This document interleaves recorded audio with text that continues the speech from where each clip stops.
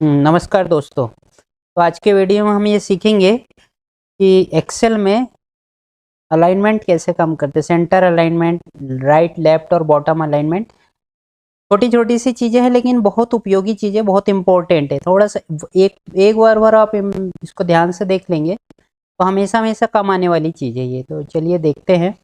Excel की file खोलते हैं, ये एक्सेल की है, ठीक है। इसके पहले वाले वीडियो में हमने ये होम टैब में ये जो है टेक्स्ट की जो फॉर्मेटिंग है, इतनी चीज़ें सारी चीज़ें समझा दिए थे। अगर आप यहाँ बीच में से अगर देख रहे हैं तो पिछला वीडियो में आप देख सकते हैं कि ये टेक्स्ट की फॉर्मेटिंग कैसे कैसे क्या काम करती है। अब उसके बाद में ये इसके आगे का हम बतलाते हैं, ये अलाइनमेंट जो है लेफ्ट राइट बॉटम, ये कैसे काम करते हैं। इससे छोटी सी चीज़ है लेकिन बहुत इंपॉर्टेंट है, बार बार काम आने वाली चीज़ है, इसलिए इस वीडियो में बता देते हैं, ठीक है। तो उसको समझने के लिए सबसे पहले हम ये रो को थोड़ा हाइट बढ़ा लेते हैं। रो की हाइट बढ़ाने के लिए यहाँ पे क्लिक करके, लेफ्ट क्लिक दबा के नीचे खींच देंगे, ड्रैग कर दिए, और इसकी विड्थ भी बढ़ा देते। तो विड्थ को बढ़ाने के लिए यहाँ पे क्लिक करते हैं और इसको ऐसा, ठीक है। रो की हाइट और विड्थ इससे बढ़ गई है। तब हम अच्छे से ये पता चल पाएगा कि यार लेफ्ट राइट ये कैसे काम कर रहा है अलाइनमेंट, ठीक है। सबसे पहले हम देखते हैं जिस जिस किसी सेल पे अलाइनमेंट अप्लाई करना है उस सेल को सिलेक्ट कर लेंगे। हम मान लीजिए पूरी की पूरी सेल एक साथ में सिलेक्ट कर लेते, पूरा रो ही सिलेक्ट कर लिए। अब ये पूरे अलाइनमेंट चेक करेंगे इसमें, ठीक है। अब हमें यहाँ पर क्लिक है ये बटन, अब इस पे देखते हैं, ये होता है अपना टॉप अलाइन। टॉप अलाइन में क्या होता है, पूरे के पूरे जो टेक्स्ट होते हैं ऊपर टॉप में चले जाते हैं। ये पूरे के पूरे टेक्स्ट जो है, जो भी है लिखा हुआ, वो ऊपर चलेगा। उसी के बाद देखेंगे सेंटर अलाइन। सेंटर अलाइन में वही चीज़ बीच में आ गई, ये तो देख के ही समझ में आ गया होगा आपको। और ये वाली होती है उसकी बॉटम अलाइन, तो ये बॉटम में रहती है।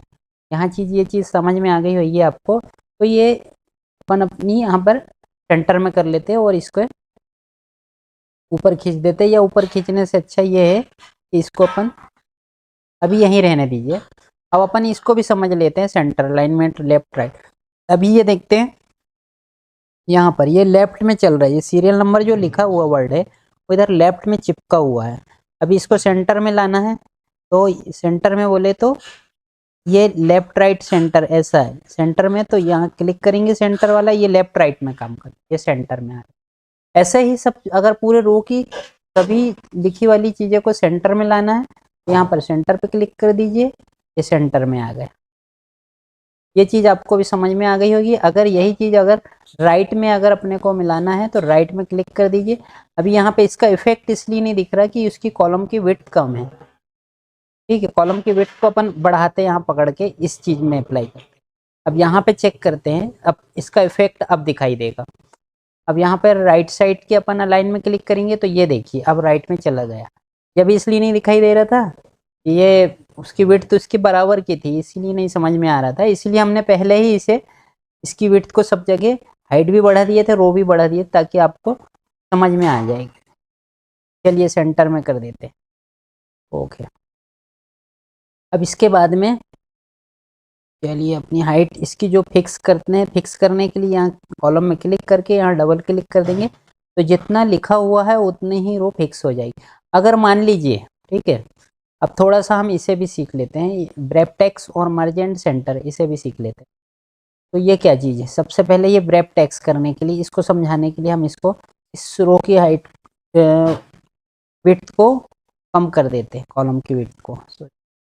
कॉलम की विड्थ कम हो गई, ठीक है। अब अगर मान लीजिए हमें ये नाम तो पूरे दिखाई दे रहे हैं, अब ये जो हमें टॉप में जो अपना हेडिंग है वो नहीं दिखाई दे रही, ठीक है। आधी इधर छिप गई है लेफ्ट में, आधी इधर राइट में। तो हम इसे ब्रेप टेक्स्ट करके ऐसा करेंगे, तो ब्रेप टेक्स्ट से क्या होता है, जितना भी लिखा हुआ है, जितना भी लिखा हुआ उस सेल के अंदर में ही रहेगा। चाहे वो नीचे वाली लाइन में आ जाएगा, तीसरी लाइन बनेगी, तीसरी लाइन में भी आ सकता अगर जरूरत पड़ेगी। ये होता है ब्रेप टेक्स्ट। ये चीज़ आपको भी समझ में आ गई कि इस कॉलम में एक बार और बता देते हैं। अब देखिए वहाँ पर ये वाली, अगर मान लीजिए ये कॉलम विड्थ इतनी है और अब इसे दिखाना है ब्रेप टेक्स्ट, ये छुप गया, अब दिखाना है तो हम ब्रेप टेक्स्ट करेंगे तो ये पूरा दिखने लग जाएगा। एक ही सेल पे रहेगा लेकिन सब ना एडजस्ट होके वो दिखाई देने लगेगा, ये ब्रेप टेक्स्ट। ये समझ में आ गया होगा। और ये अब ये पूरा कंप्लीट हो गया ब्रेप टेक्स्ट ऐसा। इसका अगर अंदर से आपको और भी गहराई में सीखना हो तो फॉर्मेट में जा करके यहाँ पे अभी आगे चल के हम सब बतला देंगे ये ब्रेप टेक्स्ट में और क्या क्या चीज़ें हैं। और अब इसके बाद में इसका थोड़ा सा ये भी देख लेते, मर्ज एंड सेंटर।